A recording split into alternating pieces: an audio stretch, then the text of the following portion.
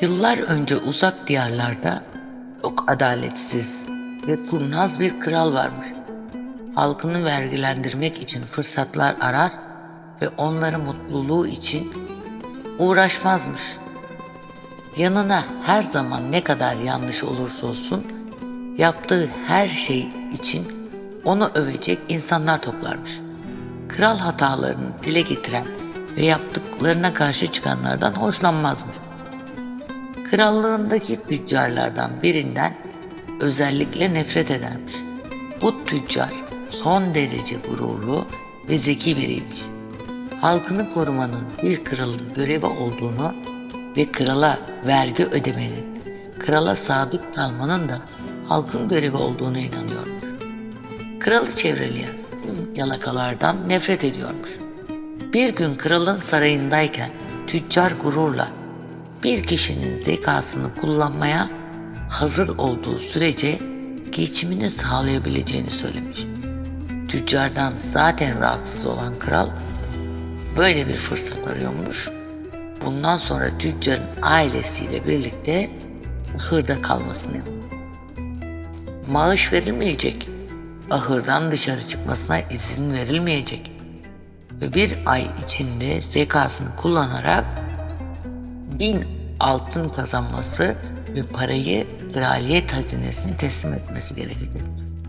Tüccar kralın kararından hayal kırıklığına uğramış ama umudunu yitirmemiş. Kraldan tartısını yanında taşımasına izin vermesini istemiş. Kral hemen kabul etmiş. Tartı aile ile birlikte ahıra taşımış. Ahırda atın gübresini tartmaya başlamış. Uşaklar önce tüccarın aklını kaçırdığını düşünmüşler. Sonra ona yaklaşıp ne yaptığını sormuşlar. Tüccar onlara kralın kendisine ahırdaki atlara düzgün yıkılıp yıkılmadığını öğrenmesini emrettiğini söylemiş. Her atın gübresini tartar ve ata yeterli miktarda yiyecek verilip verilmediğini öğrenirmiş. Gübrenin ağırlığı atlar için daha az olursa o zaman hangi uşağın atını yeterince beslemediğini bilirmiş. Seyyar satıcılar gerçekten de pazarda kraliyet atlarına yönelik yiyecekleri satıyorlarmış. Atlara daha az kalitede yiyecekleri veriyorlarmış. Tüccara, krala hiçbir şey söylenmemesi için yalvarıyorlar. Karşılığında ona ve ailesine bakacaklarmış ve ayrıca bu yasa dışı olaylardan kazandıkları parayı iade etmeye kabul etmişler. Tüccar bir ay içinde uşaklardan 1000 altın toplayarak hazineye yatırmış. Kral bundan son derece rahatsız olmuş ve tüccarın bu parayı ahırdayken kazandığına inanmayı reddetmiş. Tüccarı parayı bir yerden çalmakla suçlamış.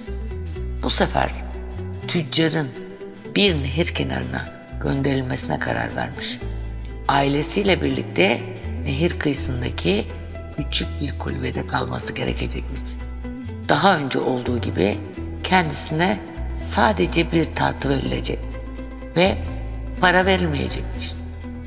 Bir ay içinde 2000 altın para kazanması ve onu kraliyet hazinesine yatırması gerekecekmiş. Tüccarın kralın haksız talebini kabul etmekten başka seçeneği yokmuş. Nehrin yanındaki küçük kulübeye taşınmış. Tartısını taşımasına izin verilmiş. Orada tartı kullanarak suyu tartmaya başlamış. Kayıkçılar meraktan tüccara ne yaptığını sormuşlar. Tüccar onlara kralın kendisinden hangi kayıkçının fazla yolcu alarak teknesine aşırı yük bindirdiğini ve böylece yolcuların hayatını tehlikeye attığını öğrenmesini istediğini söylemiş. Tüm kayıkçılar teknelerine aşırı yolcu doldurmuşlardı. Tüccardan krala hiçbir şey söylememesi için yalvarmışlar.